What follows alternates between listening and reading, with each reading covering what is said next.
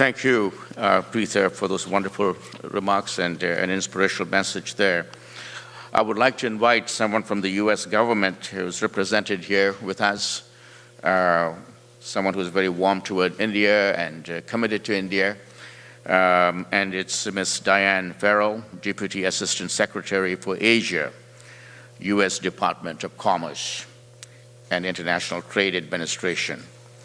As the Deputy Assistant Secretary for Asia, Diane Farrell is the Principal Advisor to the Assistant Secretary for Global Markets on all matters concerning international trade and economics and investment and commercial policy programs with respect to Asia.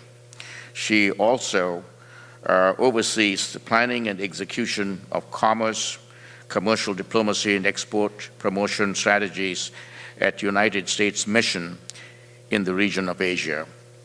Most recently, Ms. Farrell worked at the U.S.-India Business Council, USIBC, that you all know, as the Executive Vice President. She oversaw business advocacy policy and government relations. It gives me pleasure to welcome Diane to the podium.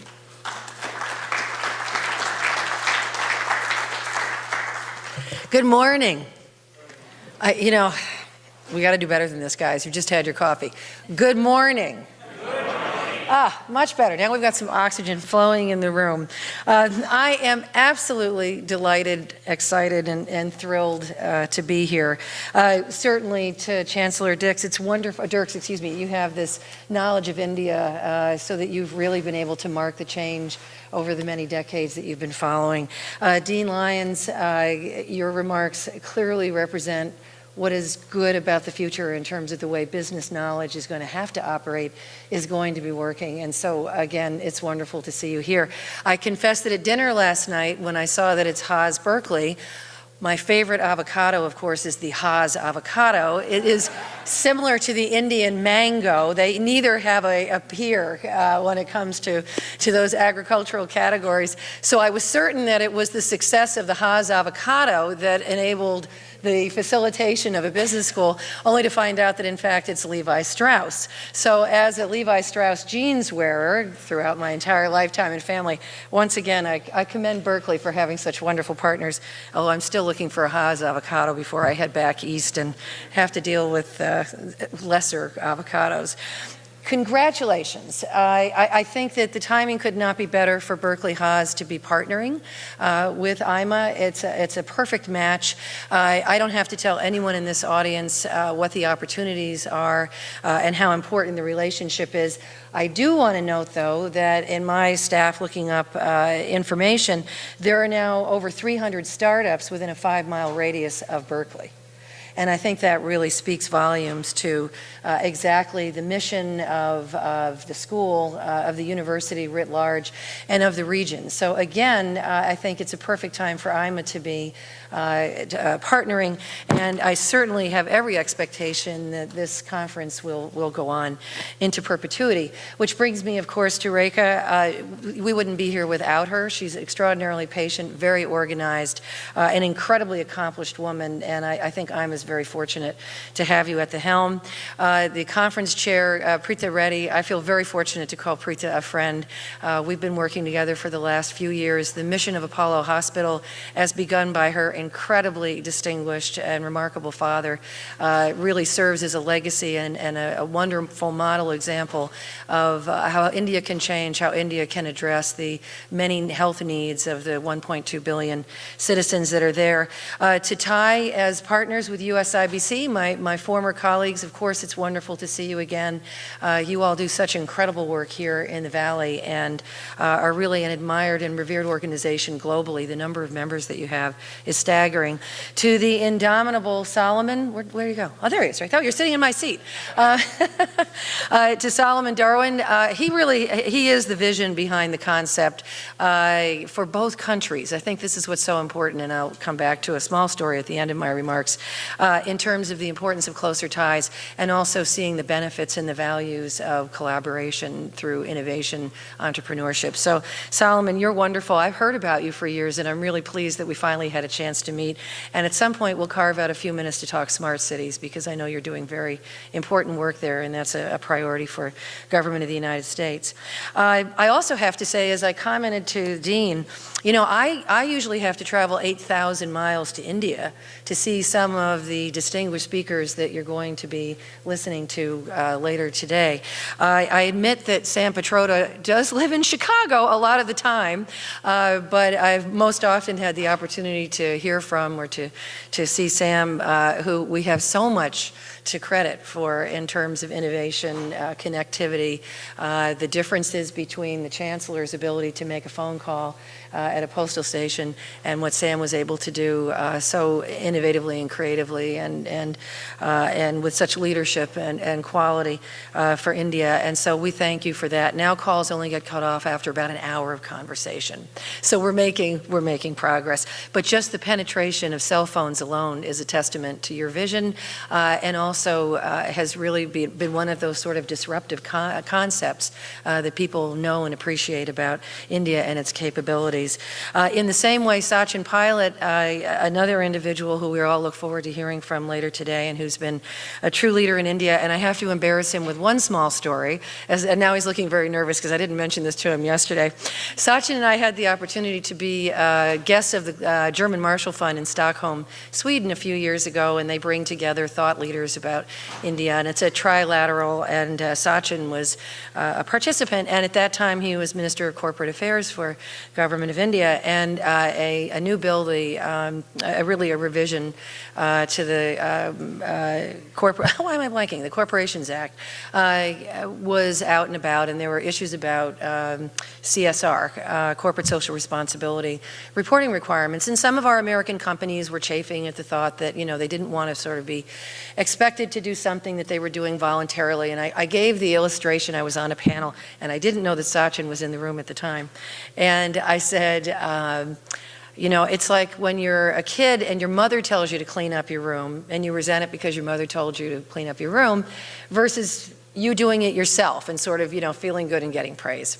So I you know, shared the story, and then I see Sachin, who was informally dressed, and he'd been in the back of the room, and I looked at him sheepishly and I said, "Were you in the room when I made that comment?" And he said, "Yeah, I guess I'm the mom." And he has a wonderful sense of humor. And I have to say, he was right. The amendments to the Corporations Act were positive. Companies are very proud to be reporting their corporate social responsibility activities. And the approach that he took was, again, visionary, positive, and I think that India is in a better place, and our companies actually feel very good about the fact that they are contributing and don't see Sachin as the mom any longer. So Sachin, I thank you for that. Consul General Ashok, he and I have worked together since he arrived on the scene just a few years ago, and he is an absolutely extraordinary Consul General here in the Bay Area. He has how many states do you cover? He has 12 states, 12 Western states. So when he gets ready to visit Idaho, he has to tell me, because I will happily join him since I have family in the state. And another mark, though, of very positive movement on the part of the United States and India is that instead of the number of states that Consul General is going to have, the two governments announced that there will be a consulate opening in Seattle in probably the next year or two. So, sir, I hope you're still in San Francisco when that happens, but it'll be good to spell relief to whomever is serving in your position. I was asked to speak about the potential of the commercial relationship, especially in light of the heightened engagement over the last several years. As many as you know, last month we were again pleased to welcome Prime Minister Modi to Washington, D.C. This visit marked his 7th time that our two leaders have met since the Prime Minister took office in 2017. And we're really building on our shared values and interests that, again, both leaders affirmed just a few weeks ago. The first is to advance global leadership on climate and clean energy. The second second is to enhance our strategic and very important defense partnership. The third is to expand commercial ties by breaking down barriers to trade and investment. And finally, to heighten cooperation in science, technology, and of course, health. We're also delighted to welcome a large contingent of Indian entrepreneurs. I'm sure many of you were with your colleagues just 2 weeks ago here in Silicon Valley when the State Department held its Global Entrepreneur Summit, and President Obama was here for that. And we were very excited that the government of India has now offered to host the next GES, which will take place in Delhi in 2017. And President Obama actually in his remarks said that, you know, hey, if he's invited, maybe he would join again in his post-presidency capacity. But it speaks, again, very well and very importantly to the relationship and how close we are, especially when we talk about innovation and we talk about entrepreneurship. We're also very excited to be engaging with our Government of India counterparts through the U.S.-India Strategic and Commercial Dialogue, as well as the U.S.-India CEO Forum, and Preeta is one of our forum members. I'll get to that a little further in my remarks, but we're very, very pleased to see that that's coming around again. As you can see, you know, you have only to read the newspapers, whether it's in India, whether it's here in the United States.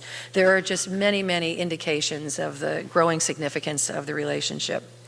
I, again, hardly need to tell this audience that the United States and India share so much in common, from a commitment to democracy, as Preeta spoke about, as well as the entrepreneurial spirit that drives us forward. It's our joint enthusiasm for entrepreneurship that has unlocked new opportunities for partnership, growth, as well as innovation. Just a few weeks ago, U.S. companies helped India make history with the launch of 20 satellites in 26 minutes. 13 of these satellites were from U.S.-based companies and organizations. This achievement reminds us of another milestone in 2014. Can anybody tell me what that was, a space milestone in 2014? With an acronym that Sachin would know, based upon my earlier story? MOM. Very good. What was the nickname for Mars orbiter mission? Right, so we're going to give Sachin credit for MOM. But it was, you know, it took many governments to have this project come to fruition, so Sachin deservedly should have some credit for this. And of course, the note that Indians are very fond of pointing out is that this mission, which was of course successful in its first try, and there was a lot of US-India collaboration through ISRO and through NASA in doing that, actually cost less than what movie? Sorry? The Martian. The Martian, which won the Golden Globe Award for Best Picture Comedy, which I still don't understand, actually cost more to make than it cost India to send an orbiter around Mars. Very, very important comparison. I also want to recognize the scope of international collaboration required to make the project a success. As I mentioned, we had collaboration with scientists, engineers, technicians, mathematicians, financiers, accountants, lawyers, and other firms from both countries and across the globe that made this possible.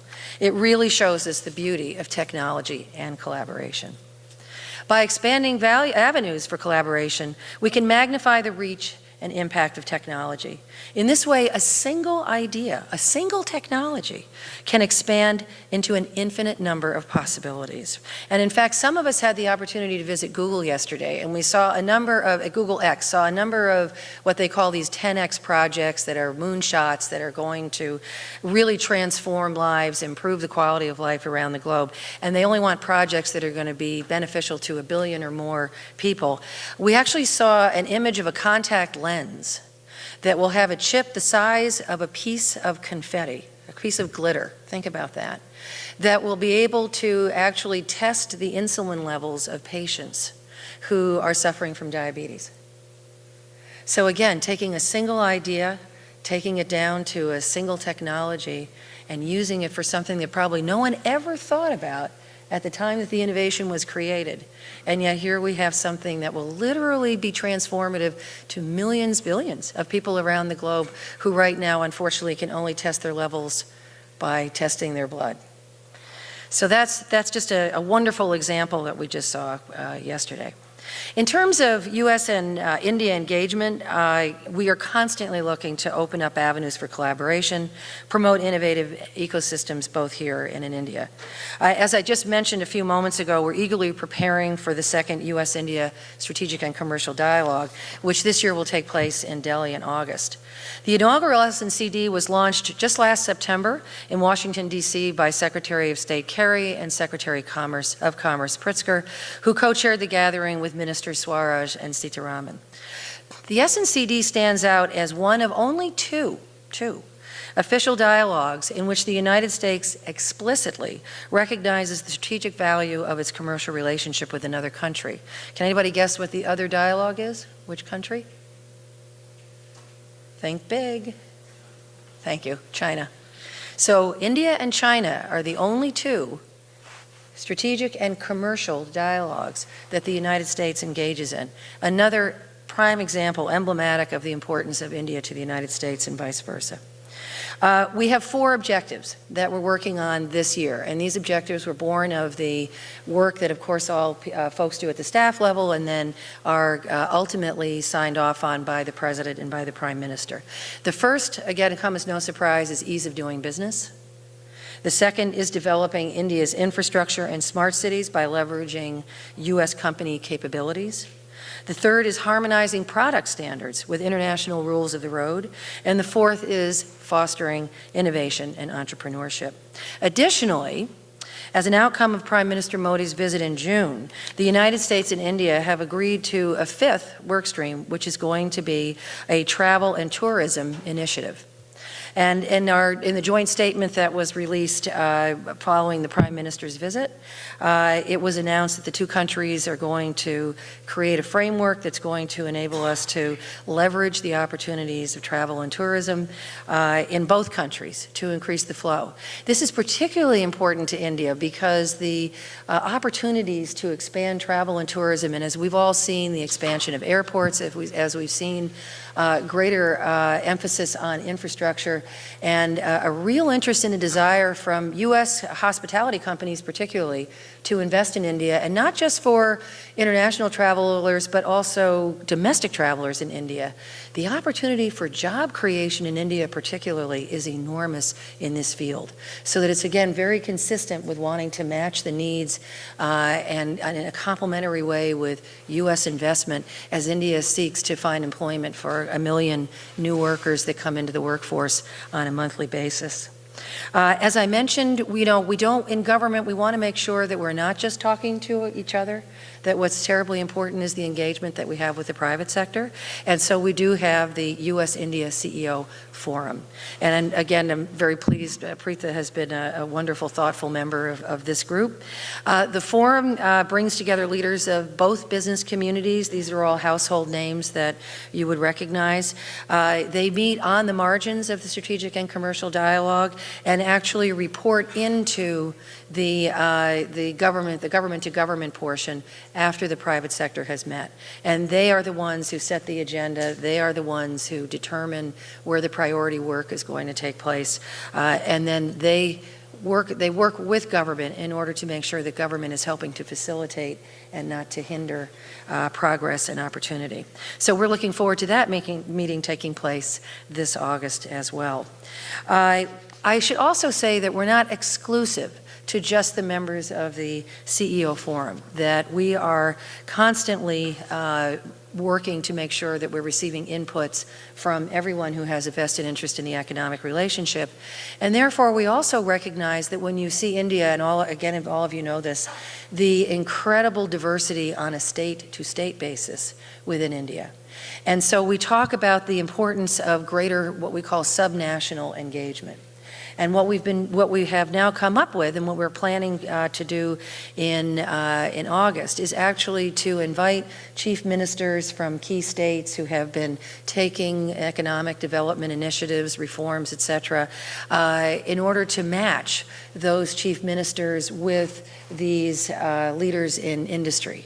to see where there are collaborations, opportunities to receive feedback, but also for the states themselves to be able to apprise investors of exactly what actions they've taken, exactly what incentives they're offering, exactly what changes may have occurred to make doing business in that particular state easier, and as a result, attracting more investment, creating more prosperity, a basic economic formula that doesn't even require a Berkeley Haas degree, but one that is truly the secret to success.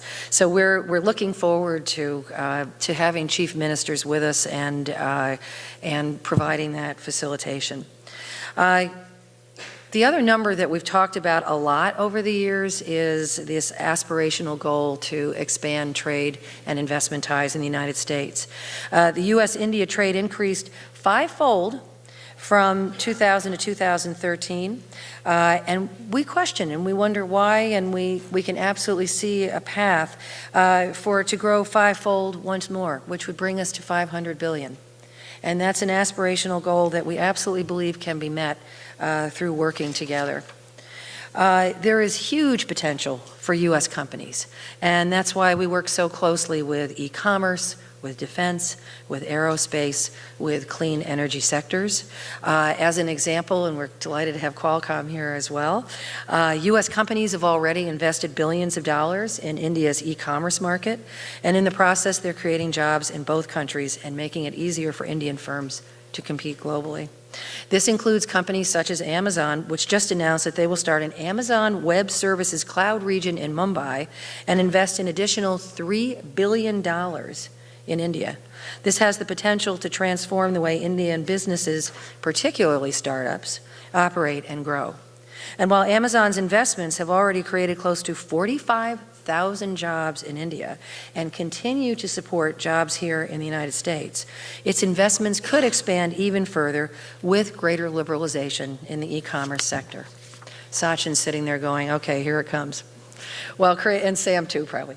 While creating opportunities for U.S. business, these types of interactions also support the Prime Minister's goals of promoting innovation, job growth, and transfer of technology and skills. We're also interested in stimulating greater inward investment into the United States, understanding that this is a mechanism for bringing entrepreneurs together and spurring innovation partnerships. As some of you may know, our Select USA program has an MOU with TIE in California. On this note, we were pleased to receive an especially large delegation from India at our Select USA Investment Summit just last month. In order to achieve our ambitious goal of $500 billion in two-way trade, we need to focus on building a strong business climate that fosters innovation, private partnership, and the free flow of goods and services. India is to be commended for taking the positive steps in recent months to implement economic reforms, including the passage of India's first national bankruptcy law, and most recently raising foreign direct investment caps in strategic industry sectors such as civil aviation, defense, and pharmaceuticals. However, here it comes, Sachin, even with these positive steps, India is only America's 10th largest trading partner in goods and 18th largest export market in goods. Clearly, our commercial relationship has not yet lived up to its enormous potential. High tariffs, data localization, and other trade barriers and policies remain a significant challenge. Overall, U.S. goods exports in India face an average tax at the border of more than 15%. It is useful to note that the United States has had a long-term trade deficit with India in both goods and services. India sells a lot more to the United States than we sell to India. As our trading relationship grows, it is important that the growth be balanced. Intellectual property rights are another critical feature to building a strong business ecosystem. Entrepreneurs take great risks to bring their ideas to life and need their concepts and designs to be protected by strong intellectual property rights. As many of you know, India's national IPR policy was released this May. We were pleased to see that through this policy, India has begun to consider its economic growth is dependent upon its capacity to innovate. An example of this was the policy's commitment to consolidate IP-related responsibilities under one agency, the Department of Industrial Policy and Promotion, or DIPP. Managed properly, this consolidation may improve coordination, implementation, benchmarking, monitoring, and evaluation of IPR policy. However, we were disappointed that the 2016 policy left notable gaps with respect to trade secrets, copyrights, patents, regulatory data protection, and border enforcement. Other areas that can be a cause of concern for investors and innovators alike are the government's emphasis on government involvement in the commercialization of IP, standard setting, and licensing arrangements. I also want to speak to one of the core themes of this conference, expanding affordable healthcare services, and emphasize that the role that constructive policy can play. As you may know, health expenditures for Indian patients continue to meet or exceed 70% of out-of-pocket costs for healthcare, which includes health services. Meanwhile, public spending on healthcare remains quite low at approximately 1.04%. Ensuring affordable healthcare should include ensuring affordable healthcare products, such as biopharmaceuticals and medical technologies. India does not, as yet, have a regime to regulate medical devices as separate from drugs. Tariffs on critical medicines and medical devices add additional expense to supplying the Indian market with critical medical technologies that treat major conditions and improve patient care. We encourage India to consider the negative impacts of imposing these tariffs on both patients and companies. It is important to remember, and these are really the watchwords that I've used throughout my tenure in focusing on India and on markets generally, what our companies look for, what all of you look for, and what Indian companies look for as well. It's not exclusive, certainly, to U.S. interest. It's predictability, transparency, and consistency. Those are really the watchwords, and those are the words that we use very frequently and that we have heard Government of India use as well in acknowledging where there are market barriers and where there is such a great desire to grow the economy and to create the jobs that they need for India's young population. And so we use those as watchwords, and those are really the words that I'm going to leave you with. We look forward to continued leadership from India in addressing the remaining challenges that we see. We look forward to working together through the S&CD, as well as the U.S.-India Forum and other bilateral initiatives. In closing, the United States and India, our companies and our people, have much to celebrate. Our bilateral trade relationship is on a new trajectory with the promise of creating win-win commercial opportunities for our entrepreneurs and businesses. Technology is the match that ignites this fire. I look forward to the panel presentations today that are designed to inspire questions and generate discussion. That's the end of my formal speech. I just want to share one more story with you, because Preeta just raised it in her early remarks, and I really think she hit the nail on the head. That what we talk about when we're talking about our aspirations, not just for the relationship because of improved trade balances and profitability, is something far deeper than that, that really is in both of our DNA, in the United States and in India. Whether it's the shared sense of adventure when it comes to entrepreneurship, whether it is the true belief that innovation can change the world, these are ultimate aspirational goals that we share as a nation. And where these come together in a very interesting, and in my opinion, as an American, a very poignant place, is when you hear from Indian Americans their sense of love, loyalty, devotion and dedication both to their adopted country, the United States, but their mother country, India. And so yesterday, as I mentioned, we were at Google X and we were seeing some just remarkable technologies. I mentioned the contact lens with the chip the size of glitter. We also were introduced to what's known as the Loon Project, and most of you have probably heard of it, but this is the idea of deploying balloons that are actually going to be able to bring internet connectivity to areas, notably rural areas, where cell towers are just not practical and or too expensive, and yet the opportunity to connect billions of people around the globe is such that it'll make a difference in everybody's life to be able to do it. So how did we end up at Google? Well, obviously it was because of Solomon, who knows everybody in the Valley, and I think could get us into any of these incredible places. But this was very special, and it was special because we were hosted by Mahesh Krishnaswamy, who has worked with Solomon. Mahesh was at Apple previous to Google. He is responsible for the Loon project. And obviously the technology is fascinating. We asked a tremendous amount of questions about how they were going to do it, how many balloons, how long the balloons are going to last, how the business model is going to work in terms of the telcos, etc. But it was a small comment that Mahesh made at the end that I found most interesting, and it again speaks to what Solomon is doing here at Berkeley Haas and what we're all doing in terms of understanding the value of this relationship. Mahesh said that his real goal is to go back and visit his parents and be able to get the internet seamlessly.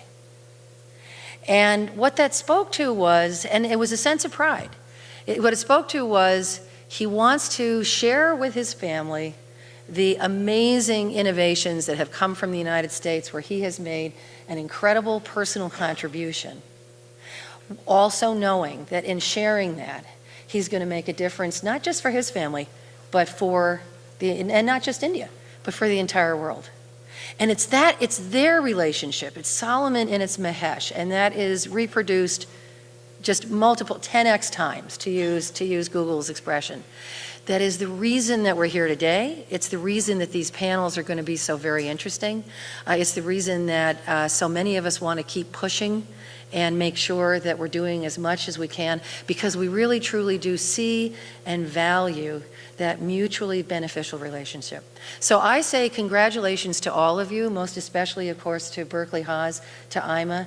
I look forward to next year's conference. It'll be, I don't know how it's going to be bigger and better, because I think this one is so phenomenal. But I've just got to say, well done to all of you for creating this. To Solomon, thank you for your leadership. And to each and every one of you, I look forward to our conversations throughout the day. Thank you so much. And I got a zillion papers. Thank you, Diane, for this comprehensive overview of U.S.-India relationships and about the past, present, and future. Those are kind words. Now it is time to hear from a representative from the Indian government. Ashok has been a great friend. He's the Consul General of India in San Francisco. A great friend of the Haas School of Business. He has been in almost every semester in my classes teaching, helping me, mentoring students, especially with the courses that I teach in the smart cities area. It gives me a pleasure to welcome him. Ambassador Venkatesan Ashok has been with the Indian Foreign Service since 1982.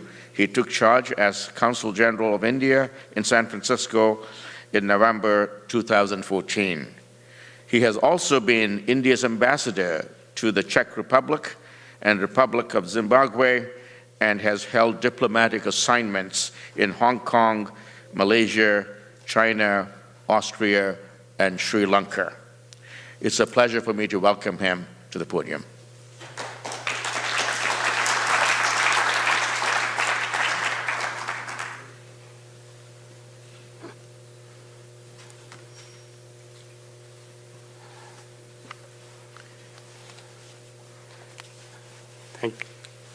Thank you very much. I'm very happy that the Haas School of Business and the All India Management Association are working together in putting together this magnificent collaboration, which we hope will go very far in the years to come. If you look at it, it's a wonderful time to actually go through the issue of India-US relations. But since Diane has been so comprehensive and done the work for me, I'll try to be brief so that you can have your coffee soon. Today, our relationship is perhaps the best it has been ever. And you see this convergence of economic interests between India and the US. You see the support in political issues, whether it's the UN Security Council seat, MTCR, NSG, civil nuclear cooperation, or cooperation on climate change. And then there is the Joint Strategic Vision Roadmap, which was outlined in the recent visit of Prime Minister Modi. We are doing exercises with the military. In fact, tomorrow I go to Hawaii because an Indian ship is in the RIMPAC exercises. And the geopolitical shifts which see Japan, India, and the US in trilateral cooperation. It is amazing to see how Prime Minister Modi's plans for development and economic growth and the programs that he has set in place converge so beautifully and so seamlessly with the US economic and commercial interests. India's target for double-digit growth and for creation of 12 million jobs needs a huge investment from outside. And these objectives dovetail with the programs of the Government of India: Make in India, Skill India, Digital India, Startup India, Clean India. And then for growth to happen, we need to increase the share of manufacturing in the GDP from 16 to 25 and beyond. And that is what will create these jobs for the people. So we need Make in India, and we have identified these 25 sectors. We already have US businesses very actively involved with it. In infrastructure, in the railways, General Electric is putting up a diesel locomotive plant in Madhepura. We have talked with the Japanese for putting up a Shinkansen connection between Bombay and Ahmedabad. The roads, ports, smart cities, all these are areas in which we want to work together with the US. And the recent developments in defense, FDI, and defense manufacturing are also examples of how we hope to grow with the cooperation between India and the US. And as you know, we are the largest purchasers of US defense equipment in recent years. Other areas in the information technology, business process manufacturing, electronics and electrical, aviation, space technology, and satellites. And of course, biotechnology and pharmaceuticals. And then if you talk of more manufacturing, you need more energy, so you need clean coal, we're talking about that. Renewables, we're talking of 100 gigawatt of solar or 75 gigawatt of renewables, which is wind and other energies. Nuclear energy, we've just inked the agreement for a plant in Andhra Pradesh. Energy efficiency, because we can manage by improving the bulbs we use, the motors we use, cogeneration, to have a much higher use and much better efficiency, so that we need to actually have less plants. And then we're talking of cooperation in second generation biofuels also. So to ensure that we get the skilled workforce which can do this work in these factories, we have Skill India, which talks of multi-skill training centers and service delivery agents in IT services. They're trying to train as many as 500,000 people in IT and telecom services. We're doing entrepreneurship education training in 2,200 colleges and 300 schools, and also in massive online open courses, or MOOCs. The US community college system is something we can work with beautifully and which we think would be of great value to India. We hope that we can set it in place.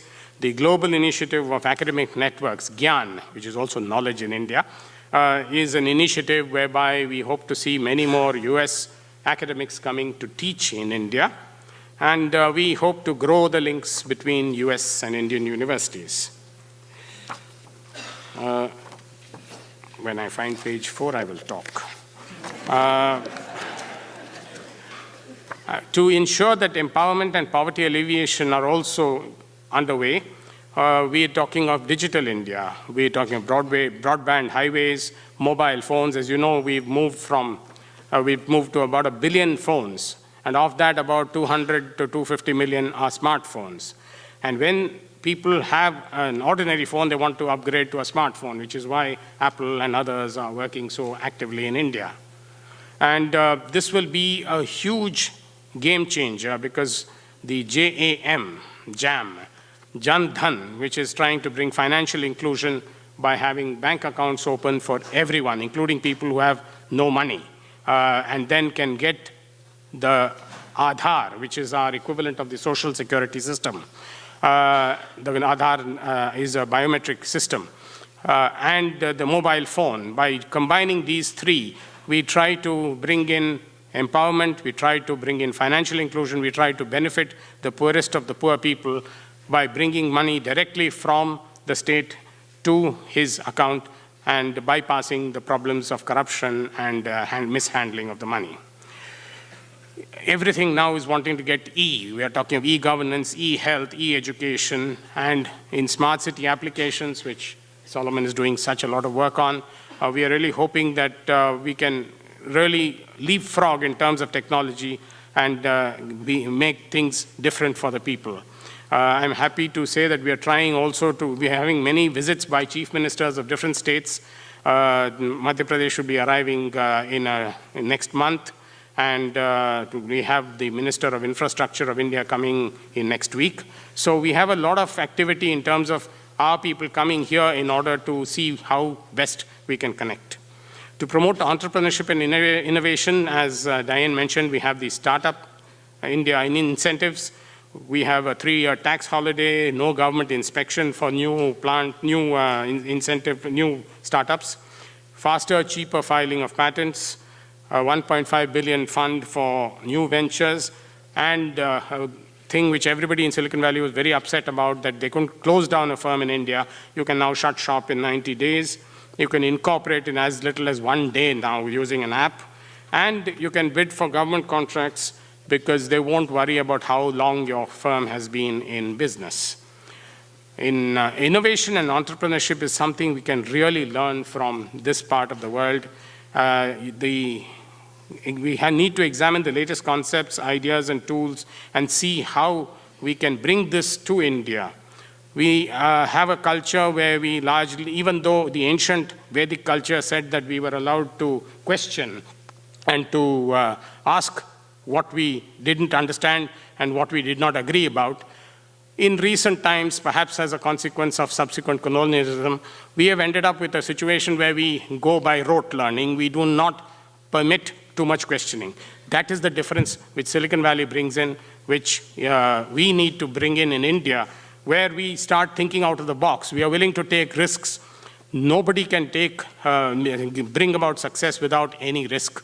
And this is why I think we have to learn that risk-taking is a critical part of our system. And we have to also begin to have investments in innovations by Indian companies, which of course we are already seeing in the biotechnology sector, but we need to see it in all sectors so that we are able to build sustainable business models which are also innovative. I'm very happy that Global Entrepreneurship Summit 2017 will be in India, and I think that this will be one step forward in working in this direction. Clean India is an initiative of the Prime Minister, and we need to talk about, we need to do a lot of work in terms of sanitation, water supply and treatment. You know, the amount of water which an average Indian has is 1/8 that of the US. Waste management, we have only 1 out 100 the number of waste treatment plants that the US has. Pollution control, public health infrastructure, all these are very critical areas where we need to focus. Science and technology cooperation provides a lot of opportunities also. We have signed the Memorandum of Understanding for the LIGO, the Gravitational Waves Project. The 30-meter telescope in Hawaii is having some teething problems, and I hope it will get resolved soon. Diane has made reference to the cooperation regarding with ISRO and NASA on Mars. And of course, earlier I spoke of satellites. The Joint Clean Energy Research and Development Center, which is talking about initiatives in energy, ocean research, monsoon forecasting, the India-US Science and Technology Fund, which both countries are now investing in, and the cooperation in health, non-communicable diseases, infectious diseases, strengthening of health systems, maternal and child care, the research and collaboration on working on cancer, diabetes, setting up medical equipment, work on e-health centers, opportunities in medical tourism, and increasingly Indian biotech and pharmaceutical companies are being viewed as very strong partners by the firms from the US. We are trying to attract foreign direct investment because we can't do all this by ourselves, certainly not. We won't be able to have all the money to do it by ourselves. And I'm happy that last year there was a 48% growth in FDI. The new sectors include defense, airports, air, transport, pharmaceuticals, food products, single brand retail, and media, which was announced just a few weeks ago by the Prime Minister's office. The ease of doing business, Diane has spoken about it. We are trying to make sure that we can better this as fast as possible. The Prime Minister has given us a target of coming down to 50. There's a large number of legislations which have been removed, some dating back to 1879, and that, I think, is also going to set business in a faster pace. And India has been declared as the most attractive place to do business. So this is not by me, this is by Ernst & Young, whose representative is sitting somewhere in this room. So I encourage all of you to think about India as the most attractive place, and a wonderful place to come and do business in, and to see that this relationship is burgeoning and growing, and we see great promise for it in future. Thank you very much.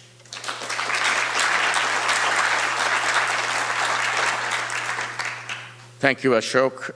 We have a coffee break coming. I was asked to share a few remarks of my own. It's somewhat emotional for me. You know, there are 650,000 villages in India where almost 70% of our population live. There are 1 million villages in India where majority of the people live. If I may have the PowerPoint presentation there, I just want to show you a couple of slides. If we can switch to that, that'd be great. There. There's a need for empowering the people at the bottom of the pyramid. There's a chart that I'm going to show you. The chart shows that large firms produce products and services for the rich people. That's 1.5 billion rich people, and neglect the 5.5 billion poor people. However, the rich nations of the developed economies are growing only at 2.5%, creating an opportunity of just 0.8 trillion.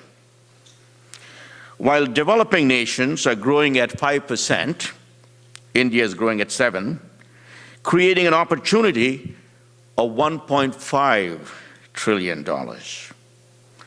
Our Chancellor has shared with us how UC Berkeley as a university is contributing to this effort.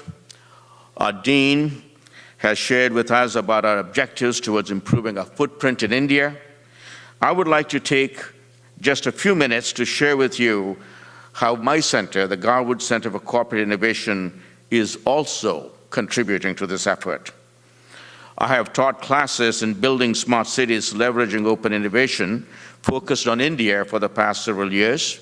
This semester, I shifted my focus to teaching a new class focused on empowering the people at the bottom of the pyramid. It is called Prototyping a Scalable Smart Village in India. And I'm partnering with 14 Silicon Valley companies. They're all there in this village. We have taken over a village to prototype with the blessings of the Chief Minister of Andhra Pradesh.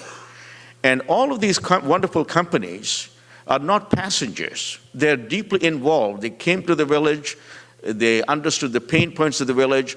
How could they strip down their technologies, the bells and whistles, to deliver value at price points that the villagers can afford, so the village can do global trade? So we have taken over a village in South India as a laboratory, as a co-innovation lab, if you will, where we have 8,000 villagers who will co-create, working with the technology firms right here in Silicon Valley and elsewhere, to come up with a model, a business model that will help and enable those folks to put their products in the global markets.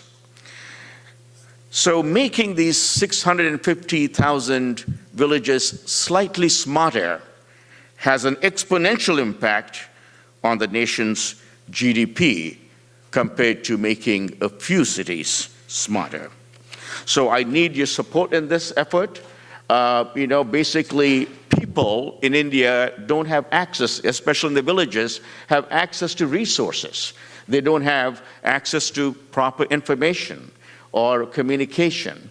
to enable them, or access to simple technology that they can take their products to market, or simple education. They don't need PhDs. All they need is some small little education to how to use the tools. And so I think that's one thing that I'm trying to do with this prototyping. It'll be prototyped over the next 6 months, and the prototype will be ready for the Chief Minister to observe on December 27th. So if you give people resources, technology, information, and enable them, they don't need money. They don't need handouts. They themselves will develop their village, and a business model will emerge, and that's my objective. Business model is a platform, it's an ecosystem, it's a sustainable unit, it's a brand, and it is a community where they can work together with the neighboring villages and deliver some value. And the value is in terms of time savings, where people in the village are deprived of so many benefits, eliminating costs from the ecosystem, giving them new sources of revenue, and also reducing the risk, and developing scalable models that they can improve the happiness index. And that's what we're going to do on December 9th, where the Chief Minister is going to come, and we're going to take a vote to see how many of these people in the village, the 8,000 people, can co-create with technology companies to improve the happiness index. And so the 40 villages surrounding this little village will be the next step, then the state, and maybe India, and maybe even China. I got requests from China to come and prototype a smart village there. So this is the village. This is a very tiny one. It's a typical of most villages in India. And these are the simple industries. These people want to put their products on the net, because when they put it on, right now they're selling locally, and they're deprived. Farmers are committing suicide. But if you give them access to global markets through internet, they can sell the saris, where they now sell for a fraction of a few dollars, to $100. The coconut water that sells for 3 rupees, that's pennies, they can sell it for $2. So those are some of the industries we're trying to do and enable these people with technology. And companies are very passionate about working with me in enabling this. So they don't need a Cadillac as a technology, they need a VW. That's all they need. And that's what I'm doing. We are getting a lot of endorsements from the top. The President of India has endorsed the work that I'm doing. We have met him several times. This is Mr. Venkatesan, the Minister of Urban Development. He endorsed the project. Mr. Naidu is working closely with me. We chose Andhra because they are the most supportive state in India to help me and enable me. But this is scalable for the rest of India.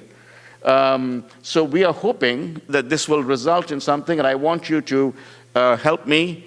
Some of the Indian companies that are represented here and other companies to help me take this effort forward. We already started this, we inaugurated it, the work has begun, the technology companies are there. And so I'm hoping by the end of it, we will have a prototype that's scalable, that's going to transform the rural landscape of India and empower the bottom of the pyramid. So with that, I would close. But now I would like to have Ms. Preetha ready to come and offer some mementos for our